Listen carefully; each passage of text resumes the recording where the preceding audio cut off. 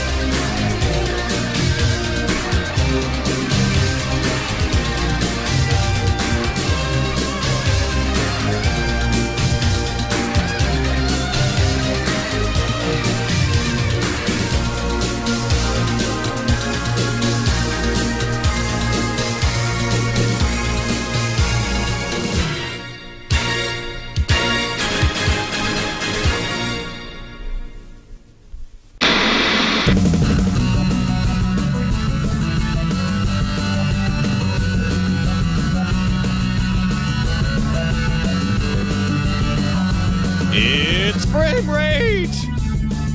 Bienvenidos a Framerate! Me llamo Tomás. Me llamo Brian! ¿Cómo está usted, Brian? Hey, you know what? The person I felt worst for was the person in the chat room who watched that intro. For the audio listeners, it was a remake of the Firefly intro, but all 90s out. And some poor person in the chat room was like, "Is this Firefly? I've never seen it." And is that what it looks like? Vanished from the land. It's kind of cheesy. Yeah, I don't know. I thought this was going to be awesome. We have to lay a ground rule for the audio listeners of Framerate right now. We begin every show of Framerate with a viral video. And it's just not going to translate in audio. It's not viral audio. Sometimes you might get something out of it because there's talking or speaking or anything. You know what we should do? We should do a special thing. We could do, next week, maybe we'll do a viral audio where it'll just be boring black screen, but it'll be something awesome for the audio listeners. We can mix it up. And I think, you know, you can tell us what you want, audio listeners. We could just leave that part off of the audio version of Framerate, so that you're just not confused, or we can just keep it in there and you know, like, okay, if I'm just hearing music, it must be some video. I'll go look somewhere and figure it out. Yeah, and you know what? Send us suggestions to framerateshow@gmail.com. Yeah. And then you can get your own viral audio. Viremia.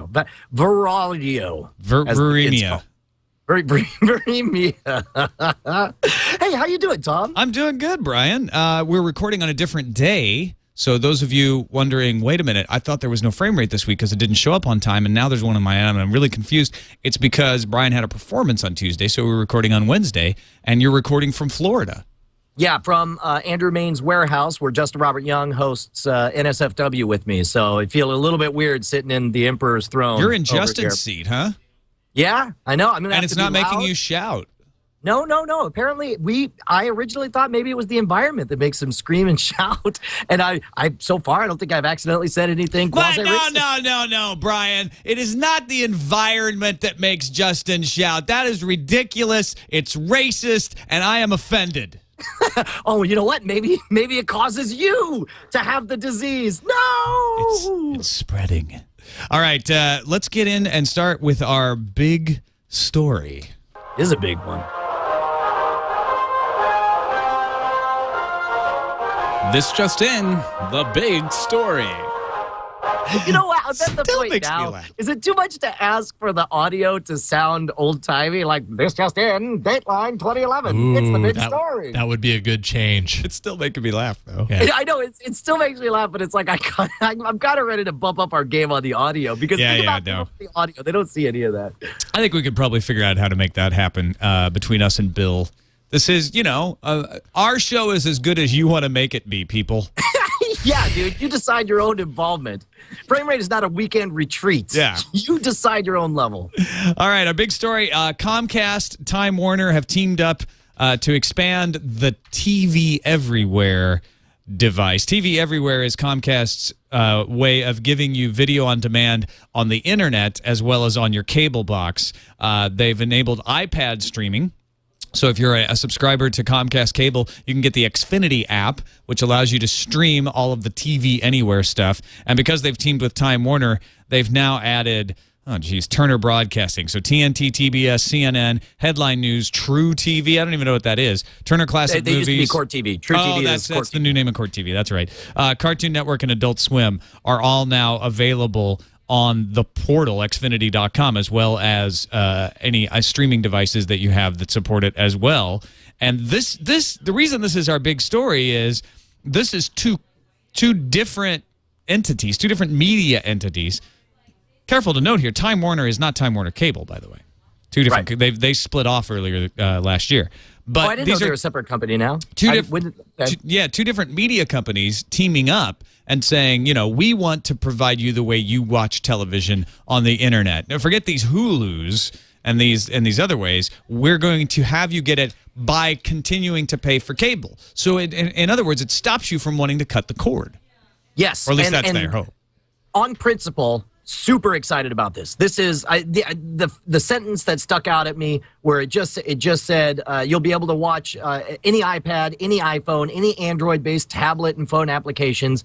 It starts off really sounding like the promise of truly watch your TV anywhere, which without the addition of your Sling box or your extra third-party devices. If it really was, you now have an account and wherever you are, you just sign in and you can watch the programming that you've paid for. That would be great. But when you get to the end of it, that's the part that kind of drives me nuts, is when it starts to, first of all, it says that CNN is the most likely to get the first take, which is great. I mean, I think it's great. It'd be great to get CNN on my iPhone or wherever I am. Yeah, like a live streaming channel of CNN, which, wait a minute, I can kind of get that already, but I would get the on-air version, not just the secondary versions. Exactly. And then, but then down the road, oh my God, Justin Robert Young just ran in and licked my face. That actually just happened. Those of you on the audio version, that was the slurping noise you just heard. Yeah. Glad I warned you guys that I should have warned you that may in fact have been a possibility. But when you get to the fine print, it says here, in addition, not every series will have entire seasons of episodes available for on-demand access, which again, it's that halvesies thing that drives me nuts. It's just like, how long? Don't get me wrong, I'm very, very glad to see us go one step closer to the big vision that we all want of truly getting your TV anywhere, wherever you want, however you want it. But it's such a muddled half step, and it's driving me nuts. Well, it's kind of crazy to think that in 1975, for absolutely free, you could get all of the programming available whenever it was available. What do you mean? You bought a television, and you turned it on, and all of your programming was delivered free over wireless broadband directly to your device. Your device cost you, probably in modern dollars, it probably cost you $400 or $500. It was an expensive device, but once you bought it, all the programming was free. Now, because of cable television, we've not only made it so that you have to pay for all of this television programming that used to be free, but we also have a system that is tied up because of inefficiencies in the marketplace, all of these strange deals. And this is a symptom of us extricating ourselves from that, right? Because it's so Byzantine. And Time Warner so would love to just give you all of this stuff. They can't. And I understand it's going to take us a long time to get this Gordian knot pulled apart, and so be it. And for them, I'm very glad that they're taking steps to move forward. But meanwhile, essentially, isn't this what you can already get right now with your Slingbox device? You get a Slingbox XG, you can already watch anything you want, Or is that only recorded program? You can't channel surf and watch anything live with the Slingbox. No, you can watch anything live with the Slingbox, anything on your DVR. You just have what the advantage to TV Anywhere would be that it has a vast library of on-demand things that you wouldn't have space or resources to store on your DVR. Right? And so you don't have to set up anything to record, and you don't run into like, oh, it didn't record or it stopped recording early. It's like you go to watch an old episode of Conan, let's say, from TNT TBS, and you get the whole episode, and it's right there every time. You don't have to think about it. There is an advantage to that, but it only works if all the stuff you want to watch is there. And because they've licensed out this stuff in other ways, they can't commit to having it all available on TV Anywhere. Some of it's going to be at Hulu. Some of it's going to be on a plane. Some of it's going to be available in syndication. You know, it's just crazy. Well, and I tell you, you've got to factor in the fact that it only takes getting burned a couple times to totally transform your attitude about something. Like 3 or 4 times on Hulu, if I go to find something and they've got like the first 3 episodes and then suddenly you get nothing and then there's episode 18 or whatever, then it's like, I'm going to give up on it. I'm going to go to an alternative where I know I could get it. I'm not going to waste my time clicking around trying to find something that ends up not being there. That's why the original Marvel Comics had a digital comics app that was phenomenal, but it only had bits and pieces, certain comics, and I'll tell you, it drives a lot of people to the one solution these companies don't want them to think about, which is piracy. And then we've said it on this show again and again and again. We're not fans of piracy. We want a solution that's better than piracy, but we hate that time after time, even with this kind of half measure, even though it's a step in the right direction, it unfortunately makes piracy give you the best viewing experience. And I, for one, hate that. I'm sure you do too. A study was just released today from a company called Envisional. They did a P2P study to find out what content was being tracked or being traded on peer-to-peer. Music, which is available DRM-free in many locations, where you can get almost all the music you want from most stores like iTunes or Amazon, is 2.9% of all the files on the public BitTorrent tracker that they looked at. So okay, and now you're not talking percentage of bandwidth. You're talking about number of files. Percentage of files. That's amazing. They took the 10,000 most popular files so that they weren't just looking at back catalog. They're looking at the stuff that people are actively tracking, that they're actively trading. 2.9% of them were music, because what DRM-free did was said it's not worth it to go trying to dig up all this stuff on peer-to-peer. Instead, buy it legit. It's easy. It's going to be tied in right to your device. It's going to sync, and people are doing it. Not everybody. Yes. There's some people who are too poor, or they're college students, or they just don't they want to stick it to the man, but that's 2.9%. But not only are they doing it, I know we're not a music show, but I'm sure you've had the same experience I have. There are 2 things that have made me completely reformed. I'm not going to lie. Back when I was in college, I was one of those poor kids who justified piracy, but I had 100% reformed. For video games, it was Steam. And because Steam makes it so easy to get whatever game you want, and they have these sales where there's such an outrageous value. I buy games I'd never buy before. And the second thing, with Amazon and their DRM-free music, both of them I have rebought music that I already own. In some cases, it's on a disc less than 5 feet away from me, but I don't feel like leaning all the way over and getting the disc, so I'll just spend the buck to get the track downloaded because I want it right now. And if you make it easy, if you make it available, you don't have to worry about DRM. If you won't hoard your files if you could get anything you want any way you want at any time. Yeah. And 50, the reason I bring this up is, you're right, we're not a music show, but 51% of the 10,000 most popular files are TV or films. And non-porn. The porn is separated into its own category, which is also 35.8%, by the way. But it's mostly video. And I don't even think it's a question of DRM with video, because DRM really is a bigger deal when you want to replay stuff and move it around from device to device. With video, we probably want to watch it once in television's cases, maybe a few times with movies' cases, but it's not as big of a deal. It's availability. It's the fact that we can't even get it DRM'd. We can't even get it streamed. It's just not there. And so what do? It opens a black market. Yeah. Anytime you refuse to serve what the public clearly wants, a black market always will develop. And in the case of the internet, any black market is going to be way more efficient than anything you've seen in physical space. This isn't like you have to go to the shady part of town to buy bootleg DVDs of anything. It's amazing to me that music is finally gotten it or is getting it, and I just can't wait for movies and television to get the same thing, because there's no difference. The only difference is that movies and television take up a lot more bandwidth, their files are a lot bigger, and they can rely on the same techniques. It's like they're a decade behind. It's amazing. Yeah. Software and PC or console games together make up 11%. And that is phenomenal for me. It is almost entirely video or porn.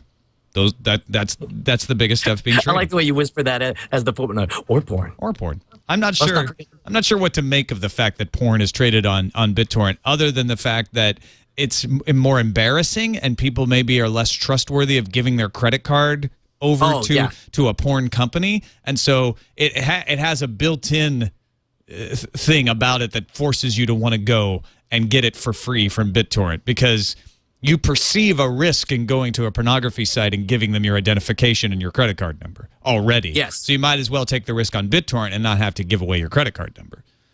I'm guessing. Yes. I'm guessing that's the rationalization there. So I would say if they finally figured out this windowing system and started making services that were affordable and easy to use, that allowed you to watch TV and films that you wanted, when you wanted, anytime you wanted, you would see porn dominate this percentage. That's my guess right now. So now we're, not only are we not a show about music, but we're also not a show about porn. So should we move on to another big story? Yes, it's far past time for another big story.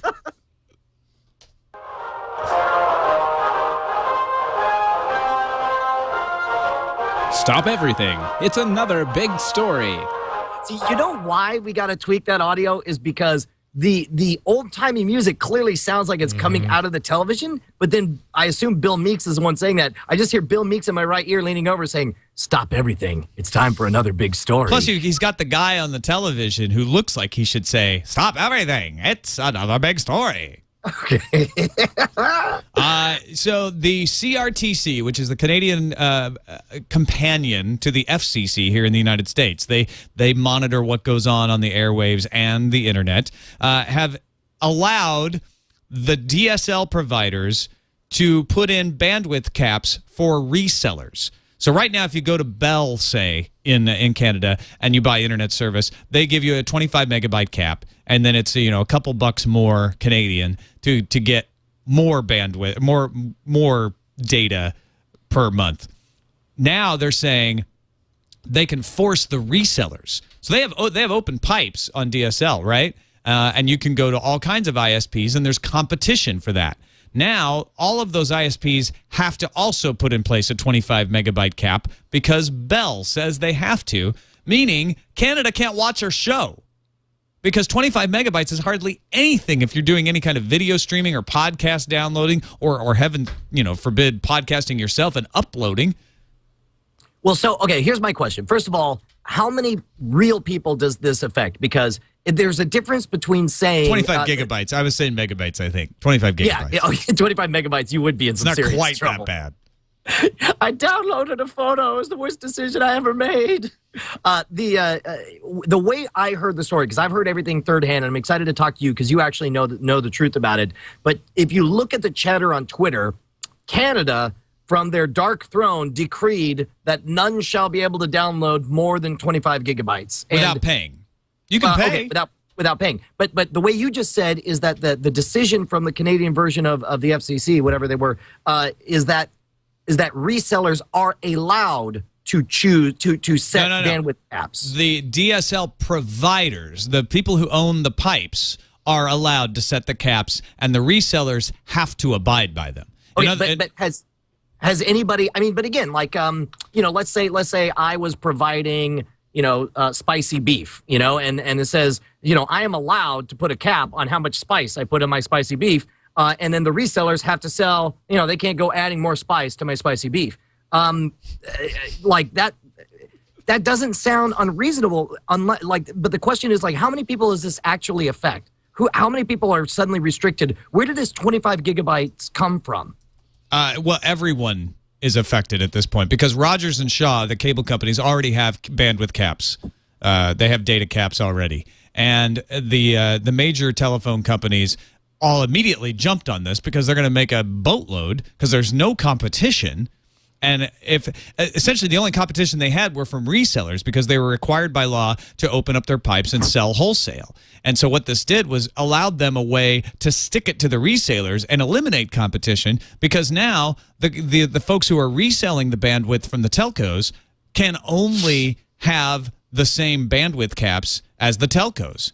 You can't say Bell has a 25 gigabyte cap and then, Tech Savvy doesn't have a cap. They provide unlimited. It doesn't, whatever the cap is on the telco, that's the cap that is for every other reseller. So 90% of Canadians are now going to have a 25 gigabyte cap. That's amazing. Well, first of all, that sucks for the Canadians. But the good news is if you go to CanadianDownload.com, there's a brand new service that'll take care of you. Hopefully, Jason's bringing it up right now. Apparently, some entrepreneurs will, and this appears to be not a joke, but basically they will download stuff for you, burn it, and ship it over to you. Yeah, well, this is one of the ISPs that's a reseller. In anger, is showing like, well, I guess this is what we're stuck with. So we're gonna do it this way. You got big files, can't use it. You can't send them because you can't afford it. You got a 25 gigabyte file, pack it up, put it in a box. It's the cheapest way to get your data across Canada. So, which, I mean, this sucks so bad. I gotta wonder, though, is the reason everybody's, like, did Canada at some point bet very heavily on DSL, and that's why so many people are affected? Because in the United States, if you told us DSL had a 1 megabyte cap, who would be affected? Because most everyone I know either has cable or Clearwire. There's a lot more DSL because there's a lot more competition, but it also is the fact that Rogers and Shaw are able to put these caps in as well. See, I don't know. It is my hope that this is a kick in the pants that allows some of these alternate technologies to run. I mean, this is what happens. You run it. This is the dirty other side of when you bet on a technology using the force of the government early on for it. It's you don't get as much competition because early on, I assume, and I don't know this for sure, but early on I assume Canada made it a law that everyone can, compete on DSL, and DSL is so great, and we're all on DSL. And now you have a situation where everybody's on DSL, and when you have some other decision that allows people to raise a cap, then you get into this kind of situation, and it bums me out because I want to see the maximum amount of competition. Yeah, exactly. And the Prime Minister has already instructed them to review this, and I think they've got until March 1st to look over the situation and figure out if this is going to stand. It's not going to stand. People in Canada are furious about this, and it will ruin innovation in Canada. Netflix can't exist if you've got everybody with a 25 gigabyte cap. Even if it's only 50% of the people with a 25 gigabyte cap. I mean, I may have exaggerated when I said 90%, but it is a large percentage of people that won't be able, they'll be thinking about every single click they make. Right. It's ridiculous. Well, and we should point out that the decision is not just a DSL thing. It's just that this provider who's first to institute this 25 gigabyte cap happens to be a DSL provider, right? And that's why it's affecting everyone with DSL immediately. Well, no, it has to do with DSL. It has to do with the telcos, particularly. Rogers and Shaw are the cable operators. They don't resell their service. They aren't required to. So the only resellers it affects are people who resell the telco service, which is DSL. And there's some pretty fast DSL out there that you can get. But, might as well not be fast if all you got is 25 gigabytes a month. They're going down from a 250 gigabyte cap to 25 gigabytes. Ridiculous. I will bet money that there's no way this lasts even a month. I mean, restricting bandwidth and caps is one of the internet third rails that's just electrified, and seeing the response already explode the way it has, this has to be a PR disaster for the folks who instituted it. It looks very, very bad. It looks like a money grab for people who are stuck with their current situation. I can't imagine that we're not going to see some kind of apology or restructuring or something like that. By the way, I'm being corrected. A few people in the chat room are saying that Rogers and Shaw do resell their service. I think they're just not required to, but they're under TPIA agreements with a couple of their providers. So, I went and looked up Bell Canada. Some people are saying I've got a 100 gigabyte cap with Bell. I went and looked up on Bell Canada, and it was selling a 25 gigabyte cap. You could pay more and get more allowance per month, but the basic service is 25 gigabytes, and that applies to the resellers too. You can pay more and get more, but it is going to cost you, hundreds of dollars to get close to what you had under the basic plan before. So why? I don't know. I guess somebody just wanted to grab money, and it just happened to be Canada. But I heard Becky Worley talking about it in Tech News today, saying that many people on the internet regard the Canadians as a forward-looking people. And again, it's not that the Canadian government instituted this. It's the government said you have the right to institute these caps. And unfortunately, like, for example, we wouldn't hear any of this if they said, okay, we got a cap. It's going to be 1 terabyte per month. We wouldn't hear anything about it. It's the fact that they had a cap. They had a 250 gigabyte cap before. Well, then, okay, then in this case, I don't even understand why we're talking about the government. All the government says you're free to make decisions, and this company made a really, really backwards, stupid, money-grabbing decision, and they deserve to be hammered for it. They deserve all the negative publicity they're getting. But don't crap on the government. The government just said you are free to run your business like a business. Well, the CRTC regulates things much more closely, and so what they had said before was you're not allowed to force resellers to have a gigabyte cap, because this is national infrastructure. There's a whole different way of thinking about it there than we think about it in the United States, where we pretend like anybody can start an ISP at any time, even though it's more like electricity and roads. So, what do you want, Bert? Yeah. Oh, no, I'm good. I'm fine. Thank you. And Burke was chiming in on it for a second. He was asking me if I needed more water. Oh, yeah, we don't want your voice to go all like last week's when you sounded like a supervillain. Yeah, I know. Watch the top 5s on Revision 3 the next couple of weeks. Oh, really? Oh, because you recorded a bunch of them. I recorded them last Tuesday. That's awesome. All right, shall we move on to yet another big story? Yes, but I do want to do a side bet first. Sure, I say we see some kind of reversal or change or announcement of I mean, already there's class action lawsuits. Some significant change, I say, will happen within a month. What do you say? Is this here to stay, or are we going to see a major correction? Oh, I think we're going to see a major correction. Echelon points out CRTC is charged with ensuring competition within the telecom providers, which is why the resellers and wholesalers were permitted to decide their own packages and caps before. And so I think that's what the Prime Minister is going to find, is that, oh, this was a bad decision. I'm going to reverse it, and we're going to go back to square one. This will not stand. That's my bet. All right. On to yet another big story. Well, you can play the Oh, we still don't have one. You can play the another big story thing again, because it's just yet another big story. And just add the word yet. Just go yet. Yeah, we can do that. Well, Did you close it? Yeah. Oh, you closed. Never mind. I close as we go along, so it's less clutter. RiffTrax is trying to get you to support them on Netflix because they want to be able to stream their videos on Netflix. RiffTrax are 3 of the guys from Mystery Science Theater who do their own movies where they talk along and make fun of the movies. Their DVDs are available through Netflix, but Netflix says they're not popular enough to be added to the streaming service.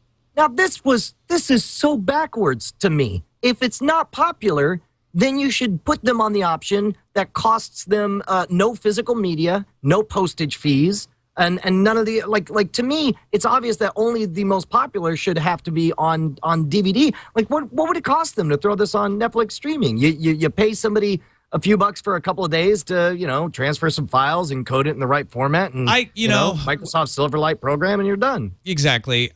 That makes total sense to me, but I do also understand Netflix wanting to put in a limit to say, wait a minute, we only have a certain number of those people that we pay to encode this and put it up in Silverlight streaming, and anybody can create a DVD these days, and anyone can send that DVD to us. And it's one thing for us to get that DVD in the mail and say, all right, put a little data entry. It's another one to take the time and encode and upload, because that's probably a several hours long process, if not a whole day. And when you multiply that by hundreds of thousands of self-publishers out there, there does have to be a limit.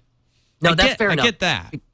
There is, I see what you're saying. You're saying that there is obviously a lot more time and money and effort that goes into physical media, but Netflix doesn't have to see anywhere near the bulk of it. They just get product, they barcode it, and then they throw it in the system, whereas they see 100% of the effort that it takes to make it available online. That's legit. And And okay, well then I take it back. But in this case, good on these guys for knowing how the system works and telling them to game it. Yeah. I mean, this is like if Netflix says more popular, we'll throw it on. Then say, in fact, they should orchestrate a whole, specific day, a magic RiffTrax day where everybody clicks on all of them and then none of them are available. And then they're like, see, now put it on. Yeah, so they've started this campaign where all you need to do is add one of the RiffTrax DVDs to your queue, and then that makes them popular. And then they should do some kind of awesome giveaway or some kind of ringtone, or you ought to get something if you could send in evidence that you've added all that stuff on there. Make it even more deceitful, and bribery is what I'm suggesting. Yes, I think some sort of bribery is called for in this case to help these guys out. Because, I mean, on the one hand, you could say, like, hey, if they're not popular, they're not popular. But the fact of the matter is, a lot of people who want to watch RiffTrax probably watch it on the internet already and would love to have the ability, while they're already in the Netflix app, to just pull it up and say, hey, I'm going to watch that one too. But it's not available there right now. So it's this catch-22 where it's like, well, we're not popular in the mail me the physical disc crowd, but we are popular with the I'll watch it on streaming video crowd. So how do we bridge that gap? This is the only way. It would be neat in a magical world where Netflix has unlimited resources to add stuff. It would be great if you could click on a movie to watch, and if it's one of a certain category, say, hey, do you want to listen? Do you want to add the RiffTrax? It's 10 cents, and you just click add, and then as it plays, it automatically integrates it, because they're doing a lot of commercial titles, which is one of the things that's very different from what they did with MST3K. Is it was always super old movies where the copyrights were expired or super cheap or whatever, whereas now they take even currently popular movies that you would get on Netflix, and they add their RiffTrax to them. I'm adding the Best of RiffTrax Shorts Volume 2 to my queue right now in support. I am adding to Justin Robert Young's queue something random because I'm on his computer. Yeah, it has nothing to do with RiffTrax, actually. It's just probably porn. Right. And we're back to porn, which I think is our cue to move on. Is it time for the film film? Yes. Film my film.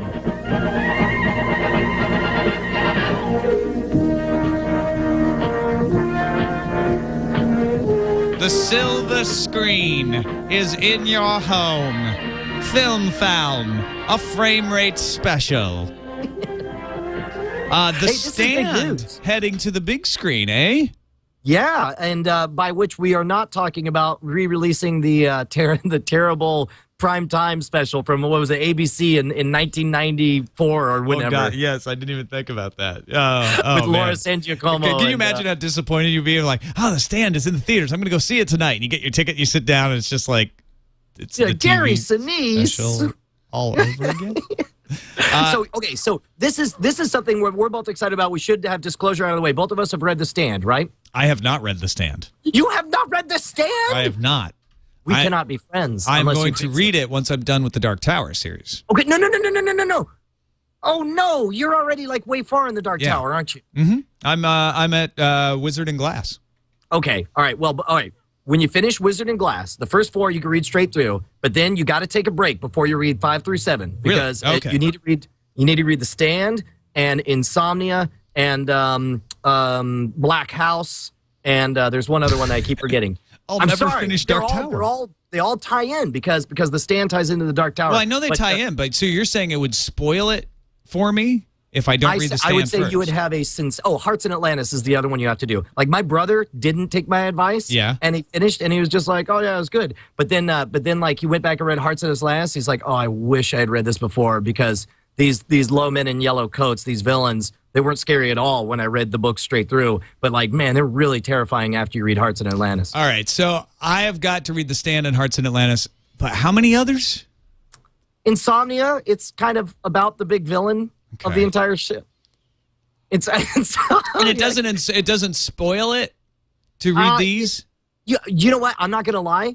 I can't say why. I can't say why without. All right. I know. I'm going to trust you. I'm going to trust you. It's just that's a lot of books to have to wait to go from part 4 to part 5. There are so many. Well, part 4 ends, and I know we're not a show about books either, but part 4 ends, and there's a significant time gap before part 5 begins. Okay. And it's a good place to go and read all the stuff Stephen King was writing, because he took a monster break. But he took a decade-long break between number 4 and number 5 to begin with. So, and read the stuff he wrote that is all ties in. There's so many moments that are so amazing only when you have the back context. You got to get the full story. All right, so this now the reason this is pertinent to this film that Warner Brothers and CBS Films are teaming up on is that I want to read The Stand before I see the movie. Yes. So you need to read The Stand before you see the movie, but also because The Stand ties in so closely with the Dark Tower series, that's another big project that I don't think we've talked about on Frame Rate yet. The whole Dark Tower story is going to be brought to the big screen it's going to be a Ron Howard film. It's going to be 3 movies long, and there will be a primetime television show tied in with it. Is that correct? Did you read that? Yeah, I haven't done, to be honest, I haven't done the research to find out which films cover which parts of the books. But yeah, they're going to do films for parts of the story and then have a tied-in television series weaving in. So you'll watch the series, then you'll go see a film. You know, and I'm super nervous about that because, first of all, you've read enough of The Dark Tower to know that there is some dark territory, and I don't know that can be covered in either PG or even a PG-13 show. Certainly, Ron Howard doesn't have the most sterling reputation when it comes to gritty, dark epics. What, Arrested Development? Yeah. He just did the narration on that. He didn't even direct it. The Andy Griffith Show? Yeah. I think Apollo 13 is the closest he ever got to a dark, gritty epic. Yeah. Although I'm sure the chat room will correct me instantly. But so on top. So will his brother be Eddie Dean? Yeah. So on top of all that is the fact that a major animal character is going to be pure CG, which I think makes it seems like that seems to be the link. Like a major animal character being CG suddenly makes people get oogie about whether or not it's going to be any good or not. I'm very, very skeptical. I'm very worried because I love the Dark Tower series. If you've never read it, it is one of the greatest epics, especially if you read the rest of the story that Stephen King has put into the other books. But I, for one, am thrilled that The Stand is going to get a full-on epic movie treatment because I think it could play very, very well. It's good times for post-apocalyptic fiction these days between stuff like The Walking Dead and hopefully The Stand coming out. We also have a new Superman has been announced. This is our 17th Superman. I lost track a long time ago. Tudors actor Henry Cavill. He's probably known from the Tudors fans as Henry VIII's brother. He is now going to play Superman in Zack Snyder's new effort to reboot the franchise once again.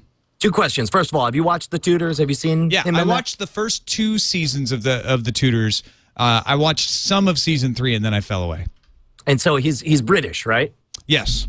You think he's gonna? Well, you know what? He's British in the Tudors, but you know how things are these days. Is he in fact British? Well, the chatter on Twitter indicated that everyone thought he was British. So. Okay.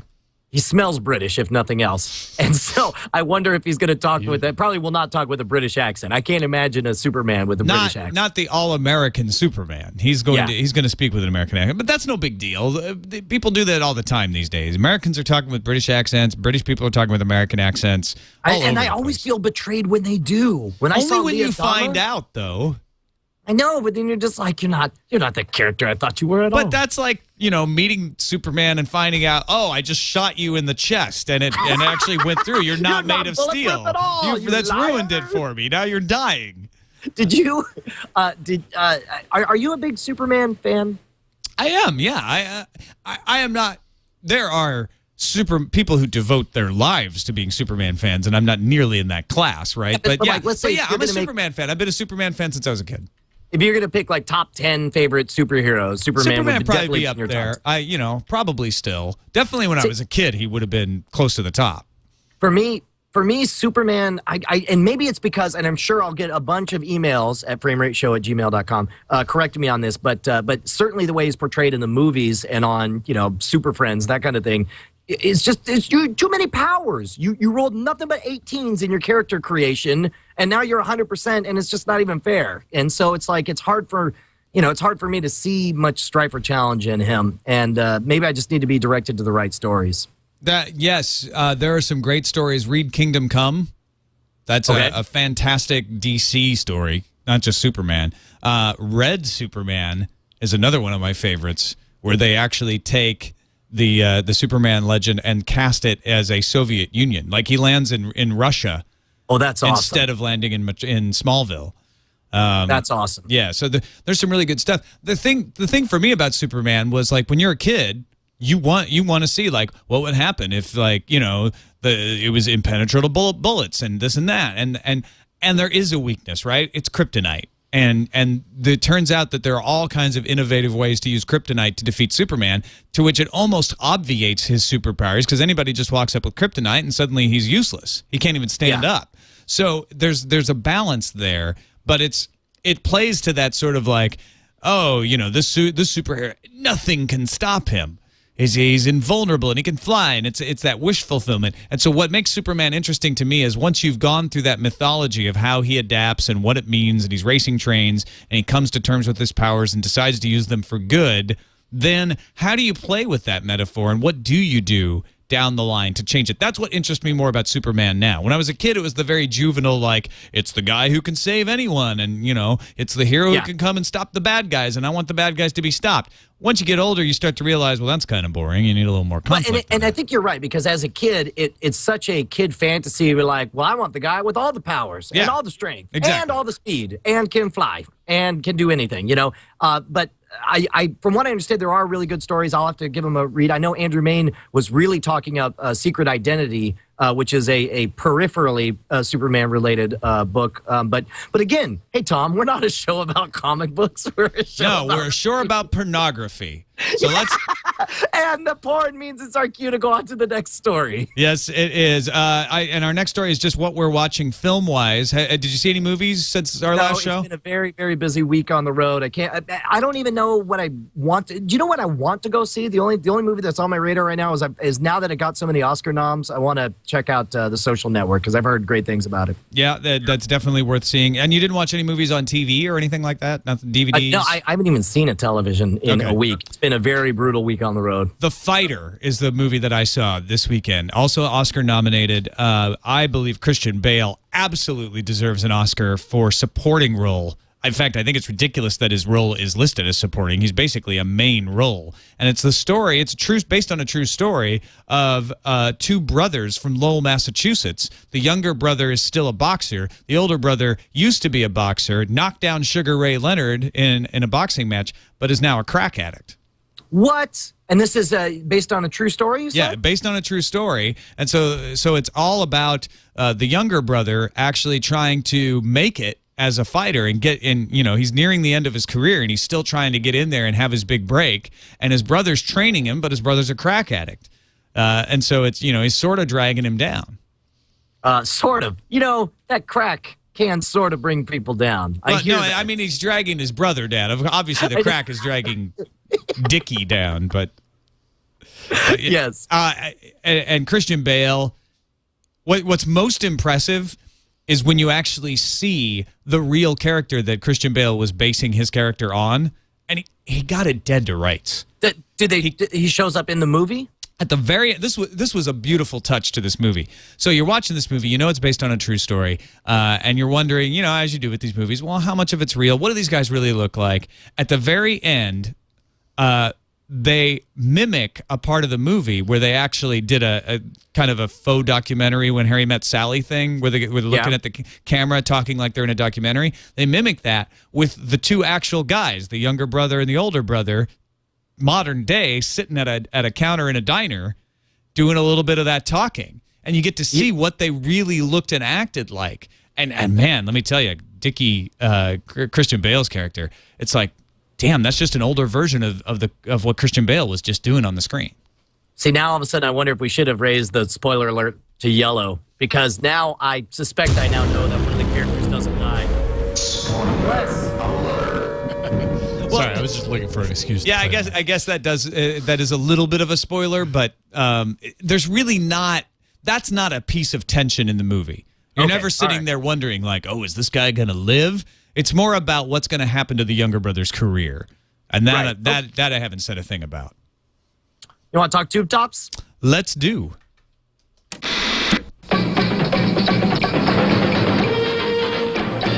I can't remember who in the chat room was very insistent that we pass along that it's now official. Beavis and Butthead is returning to MTV. The wait for confirmation is over.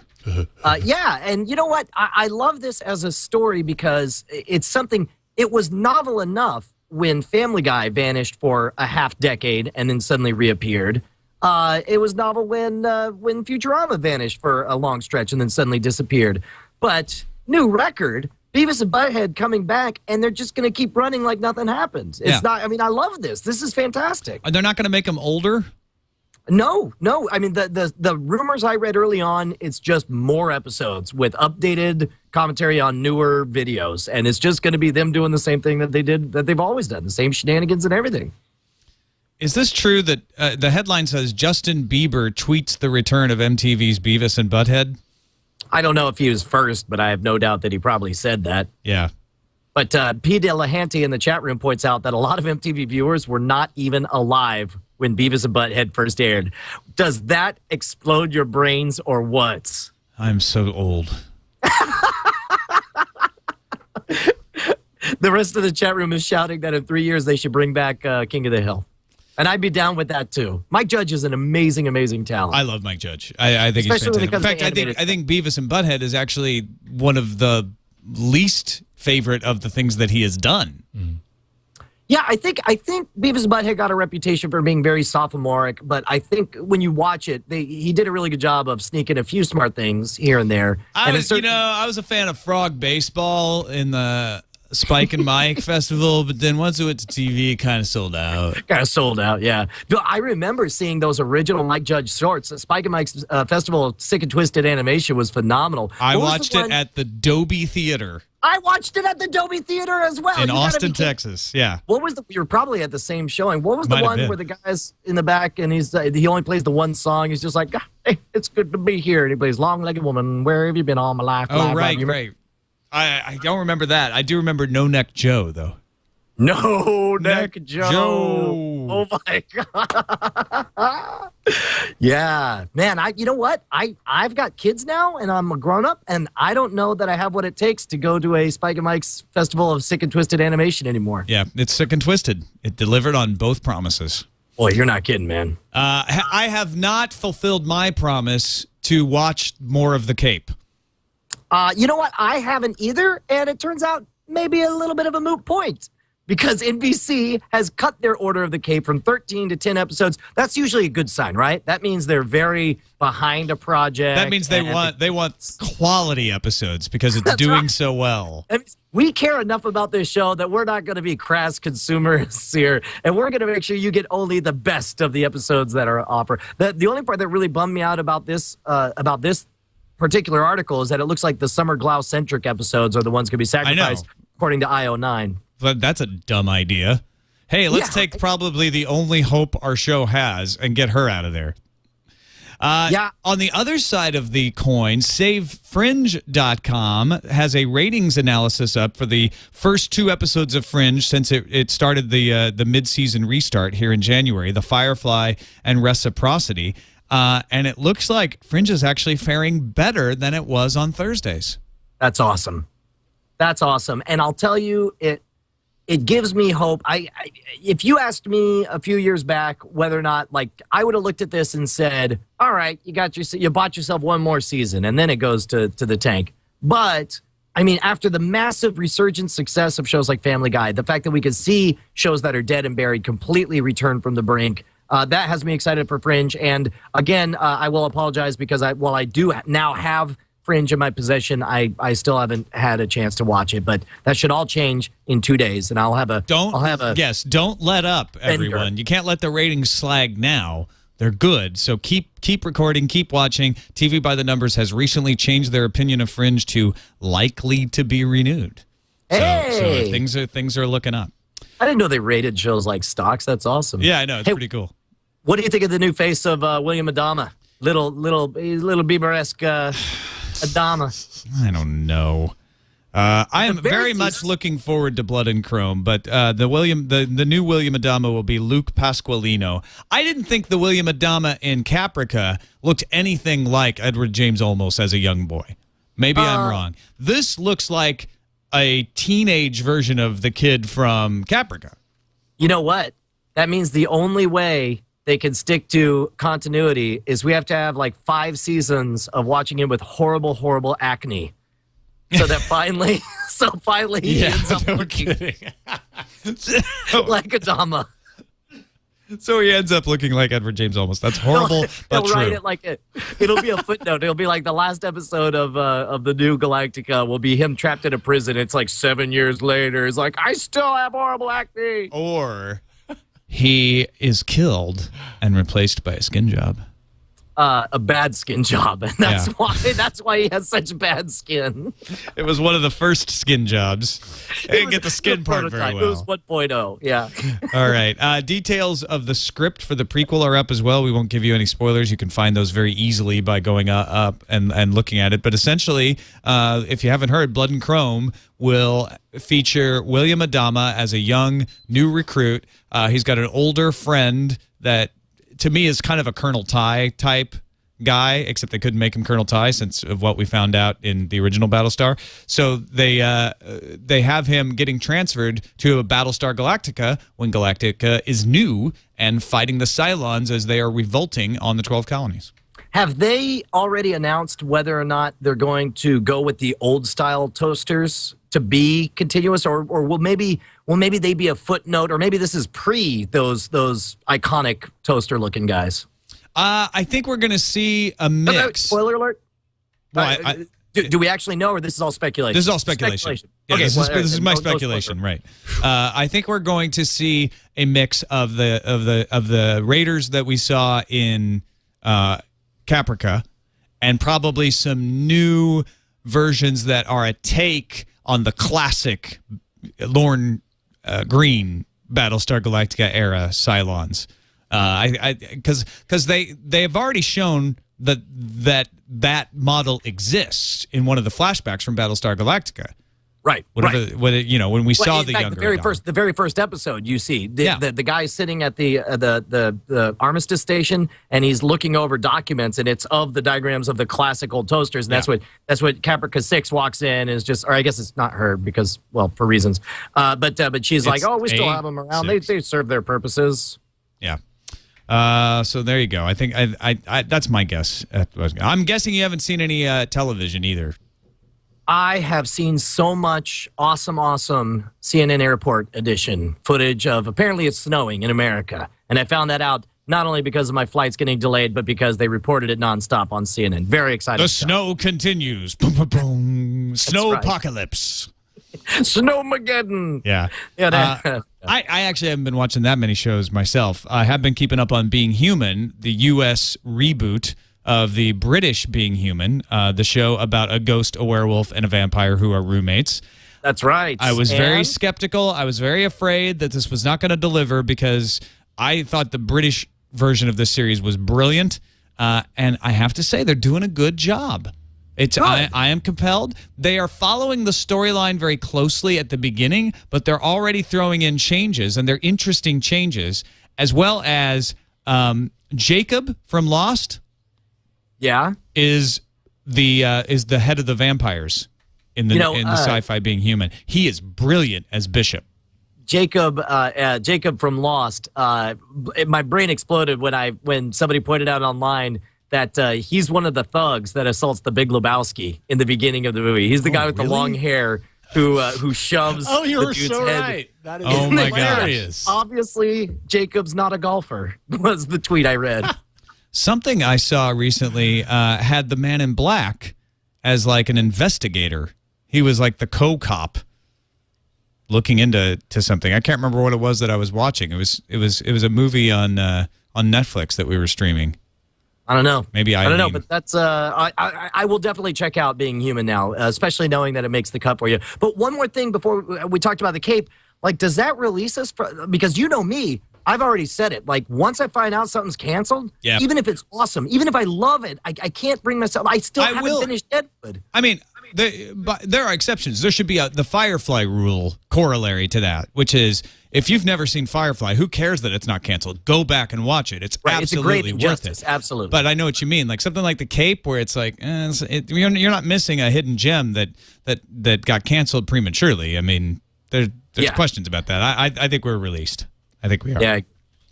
On to what I would like to change to interferon to more accurately represent its antiviral properties. But up until that, we've called Cipro. Dude, because we need people to send us in a new segment introduction called Interferon. And then you could just throw the word interferon. The guy can re-render this exactly the way it is. Same damn thing. You were making us double the syllables. You made me discover Axe Cop, for which I am forever grateful. Have you read all of them? I haven't got all the way to the end. I sat down in a big binge and then I got interrupted, and I have to go back and get up to speed, get right up to speed. But I've read most of them. I've definitely read what is covered in today's video, Axe Cop the movie Part 1. This is essentially the whole first issue of Axe Cop. And for those that are not familiar, Axe Cop is drawn by a 28-year-old and written by a 5-year-old. They're two brothers. And you could it's so funny because you could so tell a 5-year-old wrote it, and it's just being executed perfectly faithfully. And this is a reinterpretation of the very first episode. Can we take a look? Yes, Peter Muhlenberg's short fan film adaptation. One day at the scene of a fire, the cop found a perfect fireman axe. That was the day he became Axe Cop. I need a partner now. So Axe Cop had tryouts and hired a partner. My name is Flute Cop. Sign up here. We have a gang of dinosaurs to kill.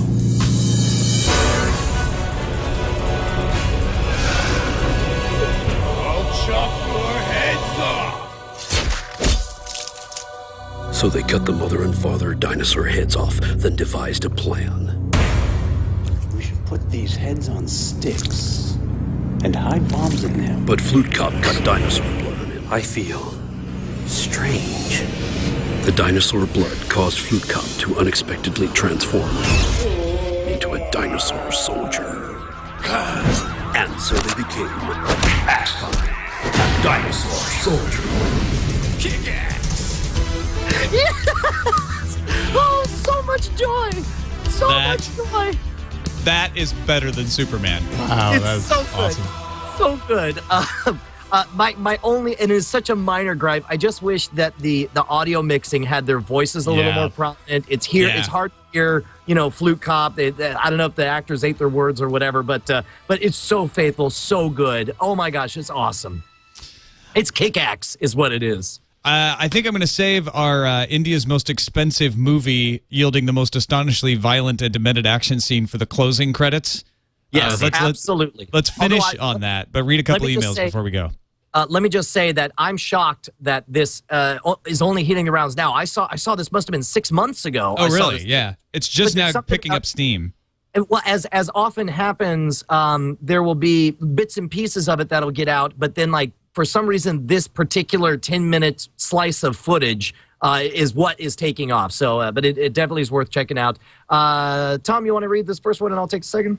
KT Data says, hey, Brian and Tom, I just got to tell you guys about this iOS app that launched yesterday called Into Now. Best way I can describe the app, it's a combination of Foursquare and Shazam made for television. The app will listen to the audio of something on TV and identify the show and episode number of what is playing. I tried it out today, and it worked pretty well as long as it could hear the show audio. You can find the app on the App Store. Check out intonow.com. I had already downloaded this before KT Data wrote to us. Eileen tried it out. She said most of the time it works really well, and I would call it a combination of something like GetGlue and Foursquare, or I'm sorry, GetGlue and Shazam. Because GetGlue is I'm going to check in and tell people what I'm watching right now, and what Into Now does is I don't have to say anything. I just hold it up, and it will check me in to whatever I'm watching. That's awesome. Now all we need is for it to be perpetually aware of your surroundings and listening to everything you do, and it'll update it automatically. And then we can call it Homeland Security. Yeah.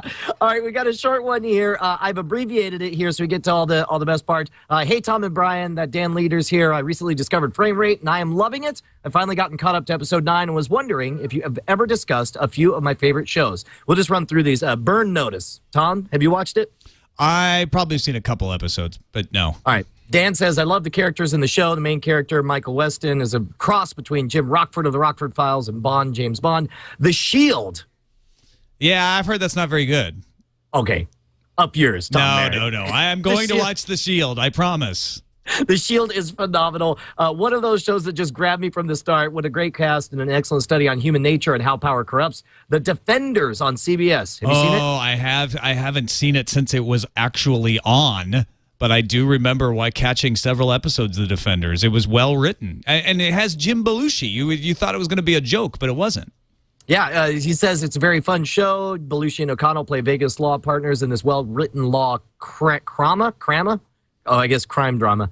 Justified on FX. Are you watching that one? I'm not watching Justified, no. I've watched the first couple of episodes. I liked it all right. I'm going to go back to it. It started to feel a little bit procedural to me. I wanted to see a longer narrative going on. So I'm going to go back and burn through a few of them. Dexter on Showtime, we've talked about that everyone wants to get into. We know. And Luther on BBC 4. Ooh, what's Luther? Starring Idris Elba from The Wire. This BBC 4 offering is an amazing crime drama with a great storyline and excellent performances. I know nothing about Luther. I'd like to find out more. I think, now that I'm looking at it, I think people have recommended this to me before, but I haven't been able to check it out. Boy, Dan Leaders, he likes the crime drama. Mm-hmm. I guess so. I didn't really think about there being a theme to these, but I guess we have him pegged. So, local police, keep an eye out for Dan. Dan Leaders, who made the theme to Tech News Today. Oh, right on. That's awesome. Yeah. All right, that's it for this edition of Frame Rate. Of course, you can email us. Let us know what you're thinking. Brian responds to almost every single email we get. I've been good. I read them. Brian responds. FrameRateShow@gmail.com is the email address. Great show, Brian. Good time, Tom. Bramorate. Adios.